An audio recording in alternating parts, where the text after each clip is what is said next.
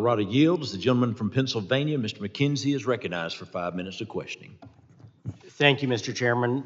I appreciate everybody being here today to discuss such a serious topic about how we can protect our communities and individuals who are attending mass gatherings from terrorist attacks and other threats. My first question, I'd like to go to Mr. Janelle from Live Nation Entertainment. We are fortunate to have a venue that is being operated in coordination with Live Nation in our local community. Now it's a mid-sized venue, I would characterize it. So can you please talk to what in particular you are doing for events like that maybe not the high-profile events of the World Cup or anything like that, but communities like mine are hosting music events and gatherings on a regular basis. Tell me about what you're doing at mid-sized events like that. Yes, regardless of the size of the event, the concern is the same. We want to make sure that we're prepared as can be.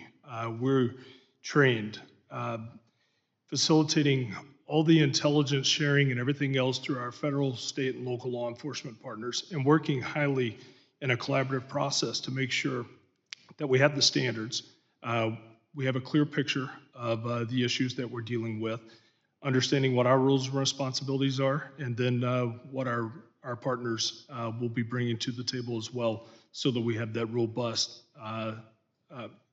resilience around the event, regardless of the size. Thank you. And for all of our testifiers, then obviously the attention of our country is going to shift next year to the America 250, the World Cup, other big events like that are taking place all across our country. So for anybody on the panel, do you feel that we are prepared at this point, or is there more work that needs to be done? And if so, is it resources, training? What can we assist with from federal level and as members of Congress? I think we're working towards being prepared. Those plannings are being put, committees are in place, and the collaboration started, especially on FIFA and also the Olympics. Club Cup is coming next year. That brings a different clientele to the country that's different than the FIFA World Cup. And they have a tendency to operate outside social norms that we might consider in America, taking to the streets, levels of intoxication, celebrations, fan fest, what might be problematic. So yes, we are in the planning stages, but it takes resources. I look at that not as a cost, it's an investment into the planning, the preparedness, the logistics, the training, the tactics, the equipment. All of those things need to start happening now, else we'll be behind the curve when the time comes to be responsive and keeping our public safe. And do you feel at this point in time that we are on track to be ready for those events? I think we are in the planning stage, which for the Olympics, I think we're on track. I think there's already been some pre-planning on the Olympics with the Los Angeles City and County that has had advanced teams look at what's happened in Paris and others. The threat environment has changed, and it's ever evolving, so we have to be dynamic and we look at mitigating the threats as they change over time, and they will change between now and 2028. And we have to stay ahead of the curve and make sure that we are well planned and well prepared to take whatever threat comes next, especially in the area of cyber. We should anticipate the cyber threat advancing well beyond our capabilities. Not picking on the administration, but stepping away from cyber at this time and putting it on the shoulders of locals.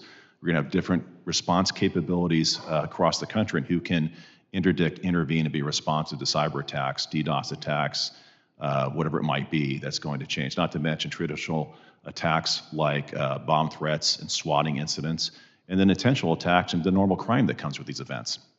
All of these things make this a very complex solution that needs to be implemented over a prolonged period of time. It's not doing any one thing, it's doing 100 things simultaneously. It's going to put us in a position of preparedness. And that has started, but I think we have a long way to go.